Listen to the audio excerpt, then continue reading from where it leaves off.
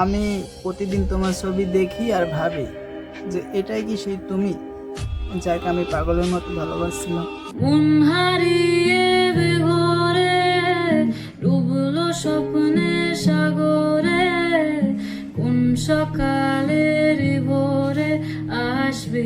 আপনি যদি ভাবেন যে আমি আপনার দেহের পাগল, তাহলে আমি বলবো আপনি শুধু আমার হয়ে থাকেন, আমি সারা জীবন আপনার স্পর্শ না করেই কাটাইতাম।